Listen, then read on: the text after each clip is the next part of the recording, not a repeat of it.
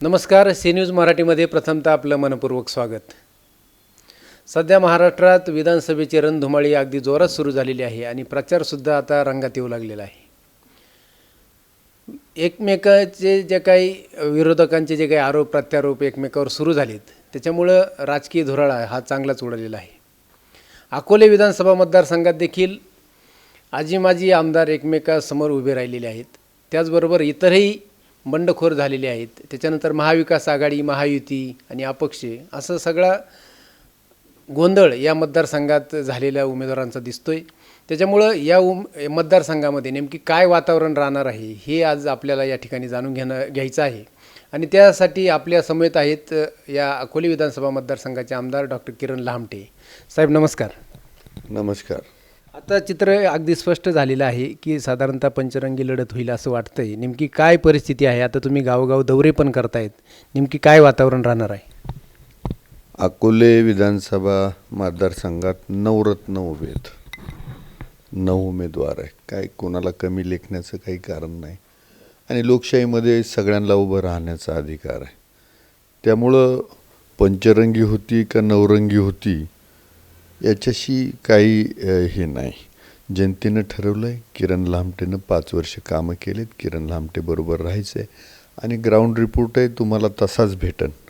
कारण तळागाळापर्यंत पोचणारा एकमेव आमदार किरण लहामटे आहे या मतदारसंघामध्ये, किंवा उमेदवार किरण लहामटे आहे की सर्वसामान्यांच्या घरापर्यंत पोचला आहे,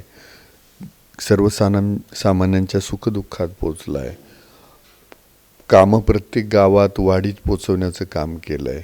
आणि असं नाही की मला खूप मोठा कालावधी भेटला, 2 वर्ष करोनाचे, 1 वर्ष सत्तेच्या बाहेर, आणि तरीसुद्धा ह्या 1.5-2 वर्षामध्ये एवढी मोठी कामं करू शकलो. म्हणजे लोकांची आशा अपेक्षा अशाच आहेत की जर ह्या किरण लहामटेला परत संधी दिली तर हा अजून बरीच कामं करू शकेल, इतक्या झपाट्यानं कामं करू शकेल. आणि आपला मतदारसंघ, अकोले विधानसभा मतदारसंघ इतर मतदारसंघांपेक्षा नक्कीच उजळून दिसेल. कारण इथं पर्यटनाला स्कोप आहे खूप सारा. आता MIDC येते आहे, बाकी आरोग्य सुविधा सुधारत आहे, अजून शिक्षणाच्या संधी ज्या यायच्या आहेत, किंवा मेडिकल इंजिनिअरिंग कॉलेज असतील किंवा बाकी ज्या शैक्षणिक गुणवत्तेचे हे यायला पाहिजे ते आत्तापर्यंत येऊ शकलं नाही. एखादं मोठं एज्युकेशनल हब उभं राहणं अपेक्षित तर राहू शकलं नाही. मग मागच्या पंचवार्षिकमध्ये मला बेस तयार करताच गेला. रस्ते, बाकी गव्हर्नमेंटच्या जिल्हा परिषदेच्या शाळा उभा करणे, किंवा बाकीचं आरोग्य सुविधा सुधारणे, बसस्थानकं सुधारणे, या बेसिक याच्यामध्येच माझे 2 वर्ष निघून गेले. 2 वर्ष करोनाशी लढता गेले. मग आता पुढच्या 5 वर्षात समजा इथं MIDC उभी करायची आहे, तिकडे देवीचा घाट फोडायचा आहे, मुळा बारामाही, आढळा बारामाही करायची आहे. आणि त्यासाठी जर असं जसं पिंपळगाव खांड धरण हे आउट ऑफ जाऊन अजितदादांनी त्यावेळेला बांधलं, किंवा तिकडं पाडोशीचं धरण तसंच इथं गोदावरी खोरं, तुटीचं खोरं असतानाही आउट ऑफ जाऊन दादांनी बांधलं, तर मग मुळा आढळा बारामाही करायची असेल तर किरण लहामटेलाच निवडून द्यावं लागेल हे जनतेला माहीत आहे. किंवा ही विकास कामं एवढ्या झपाट्यानं करायची असतील तर किरण लहामटेलाच निवडून द्यावं लागेल.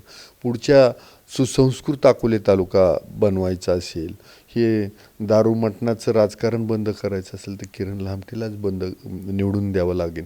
हे सगळं जनतेला माहीत आहे. आणि म्हणून जनता ही एकतर्फी इलेक्शन होणार आहे. म्हणजे तुम्हाला जाणवत असेल की एका बाजूला भावनिक राजकारण वजा दुसरं काहीच नाही, आणि दुसरीकडं किरण लहामटे विकास सोडून दुसरं काही सांगत नाही. टीकाटिप्पणी करायला सुद्धा मला वेळ नाही, अशी परिस्थिती. नाही, आता तुम्ही बोलता बोलता म्हटले की भावनिक राजकारण. आता तुमच्याच विरोधात एक माजी आमदार देखील उभे आहेत, ज्यांनी ते स्वतः भाजपचे जरी असले परंतु आज अपक्ष म्हणून अर्ज दाखल केला आहे, आणि कुठंतरी बंडखोरीचा हा प्रयत्न दिसतोय. आणि एक भावनिक साथ त्या माध्यमातून घातली जाते की मदत करा म्हणून. नेमकी काय त्यांचे वातावरण असतं? तसं काही होणार नाही. भावना ठीक आहे, भावनिक राजकारण थोड्या दिवसाचं असतं, आणि जनतेला शेवटी विकास पाहिजे. त्यामुळं बाकी कुणी कसं प्रयत्न करत आहे मला त्याच्याशी काही हे नाही, आणि जनताही त्याच्याकडं असं फार दखल देईन असं मला वाटत नाही. दुसरं आता एक नवीन नॅरेटिव्ह विरोधक सेट करतायत की पिचड हे लामटेंचे डमी उमेदवार आहेत. अरे आमचं दोघांचं वेळा भोपळाचं वैर आहे. माझा डमी उमेदवार कसा असू शकेन? भाषणं करायला काय कुणीही काय करते. आता उलट मी तर म्हणेल ह्या दोघांचीच सिटीबिटी होती पहिली. म्हणजे मागचं राजकारण पाहिलं तर ह्या दोघांचं ॲडजस्टमेंटचं राजकारण. मला तर याच्यात हाच काहीतरी की भाजपची मतं जी मला येणार आहेत ती खाण्यासाठी किंवा बाकीची जी मतं जी आहेत महायुतीची ती मतं खाण्यासाठी हा उमेदवार उभा राहिला का काय असं मला वाटायला लागलं. साहेब, तुम्ही आता महायुतीचा विषय काढला आहे तर आपल्या बॅनरवर महायुतीच्या नेत्यांचे फोटो दिसत नाही, म्हणून काही महायुतीचे जे घटक पक्ष आहेत, भाजप असेल किंवा शिंदेसेना असेल, तर हे लोक कुठंतरी नाराज झालेले दिसत आहेत. नाही, बिलकुल नाराज नाही. त्यांच्याशी बैठका पण झाल्या.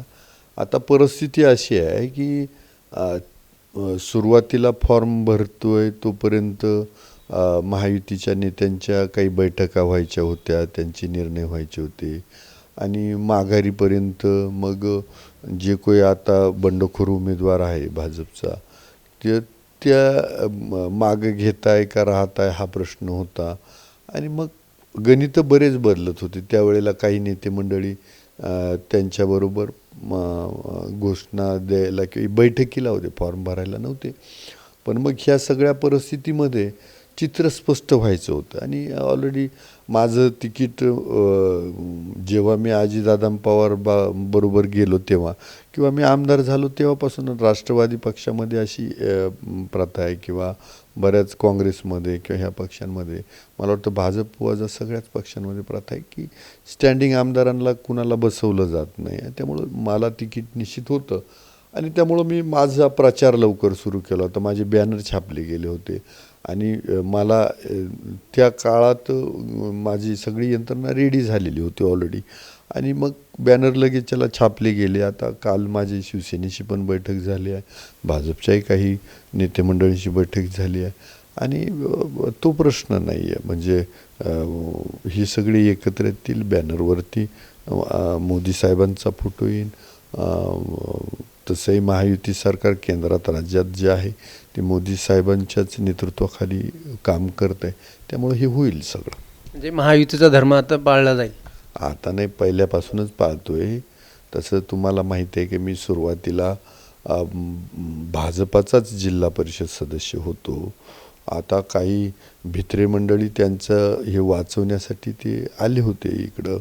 आता मी राष्ट्रवादीत अजितदादांच्या नेतृत्वाखाली काम करतोय आणि अजितदादा जे सांगतील त्या यानं ह्या तालुक्याच्या विकासासाठी हितासाठी माझ्याकडनं काम होईल. आणि सगळ्यात महत्त्वाचं, मी जनतेच्या मताचा आदर करून पुढं चालणारा माणूस आहे. विरोधक दुसरा देखील असा आरोप करतायत की तालुक्याचे आमदार डॉक्टर आहेत मात्र तालुका व्हेंटिलेटरवर आहे. नाही, आरोप करणाऱ्यांना काय करायचं ते. आता 40 वर्षाचा बॅकलॉग भरायचा होता डॉक्टरनं. कोरोनाच्या काळात 2 वर्ष गेली. त्यावेळेला तुम्हाला माहिती असावं म्हणून मी अकोल्यामध्ये जे ऑक्सिजन सेंटर जे आहे ते उभारलं, तिकडं शमशेरपूरला उभारलं आणि तुमच्या माहितीसाठी जवळजवळ मी प्रत्येक प्राथमिक आरोग्य केंद्र आणि ग्रामीण रुग्णालय म्हणजे 13-14 ॲम्ब्युलन्स त्या काळामध्ये दिल्यात. आणि पहिले म्हणजे अशी अवस्था होती माझ्या आधी 2019 आधी पुण्यावरून डॉक्टर येऊन जाऊन करत होते कोथरूडच्या PSCला, ग्रामीण रुग्णालयाला. राजूरला एक मेडिकल ऑफिसर तोही नीट नाही, अशी परिस्थिती होती. आज सगळीकडं मेडिकल ऑफिसर आहेत. अकोले ग्रामीण रुग्णालयाला 100 प्रसूती एका महिन्याला होत आहेत, शिजर होत आहे. बदललं आहे सगळं, पण पाहण्याचा दृष्टिकोन पाहिजे. त्या शेंडीची PSC आधी कशी होती, मी जिल्हा परिषद सदस्य झालो तेव्हा ती बांधली. आता ग्रामीण रुग्णालय होते, ते बोट्याला ग्रामीण रुग्णालय होते. अकोल्यात उपजिल्हा रुग्णालयाचं काम चालू आहे. राजूरला उपजिल्हा रुग्णालय मंजूर झालं. मग एवढं सगळं 2 वर्षात मी उभं करू शकलो हे जनतेला दिसतं आहे. पण विरोधकांच्या डोळ्यावर झापडं आलेत, त्यामुळं त्यांना लय दूरचं दिसत नाही आणि जवळचंही नीट दिसते की नाही मला माहीत नाही. काल परवापर्यंत आपल्यासोबत असलेले कैलास वाकचौरे आज पुन्हा युटर्न घेऊन पिचडांच्या तंबूत गेलेत. नेमकी आता त्यांच्यामुळे काही आपल्याला फटका बसू शकतो? काहीच नाही, उलट ते सरळ गेले चांगली गोष्ट आहे. बरोबर राहून काही त्यांना माझ्याबद्दल शंका, मला त्यांच्याबद्दल शंका असं होण्यापेक्षा थेट गेला सरळ विरोधक कधी पण चांगला. त्यामुळं काय तसं हे नाही. आत्ता ज्या लोकांनी पठार भागातील पिंपळगाव खांड धरणाच्या योजनेला विरोध केला किंवा पठाराला पाणी द्यायचं नाही, ती लोक आज पठारावर मतं मागण्यासाठी फिरत आहेत. आता मग तुमच्या वार्ताहरांचं काम आहे ना हे लोकांपर्यंत पोचवणं, किंवा तिथल्या कार्यकर्त्यांचं काम आहे. अरे जे प्यायला पाणी देत नाही ते जनतेचा विकास काय करणार? जे फक्त पाण्याचं राजकारण करून पेटवायचा प्रयत्न करताय, हे कुणाचाच विकास पठाराचाही करू शकत नाही, मुळा खोऱ्याचाही करू शकत नाही, आणि कुणाचाच विकास हे करू शकत नाही. हे फक्त स्वतःच्या स्वार्थासाठी, स्वतःच्या विकासासाठी काम करताय. आणि त्यामुळं लय विचार करायचा नाही. आता तुम्हाला सांगा बरं, इलेक्शन हारणाऱ्यांची प्रॉपर्टी 28व्या वर्षी बापदाद्यांकडून आलेली किती 38 कोटी का काहीतरी, काय म्हणजे. आणि ते सांगताय का किरण लहामटेंची एवढी मोठी प्रॉपर्टी. आता माझी काहीतरी 70-1 लाखाची प्रॉपर्टी आहे. मी 1 दिवसात फॉर्म भरला, यांना फॉर्म भरायलाच 4-5 दिवस लागले. तिथं वकिलासह आले.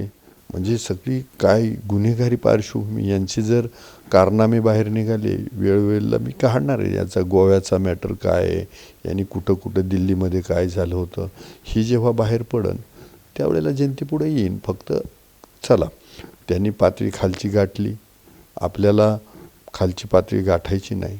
परंतु जे सत्य आहे, म्हणजे शिवीगाळ करणं किंवा आरवाची भाषा बोलणं हा काय माझा कार्यक्रम नाही. पण जे काही आहे का, हा शेंडीचा युवराज कसा आहे हे लोकांपर्यंत आलं पाहिजे. तर त्यामुळं होईल, जसे इलेक्शनमध्ये रंगत भरेल तसं होईल सगळं. साहेब, तुमच्या प्रचारासाठी महायुतीतील काही नेते मंडळी या ठिकाणी सभा घेणार आहेत का?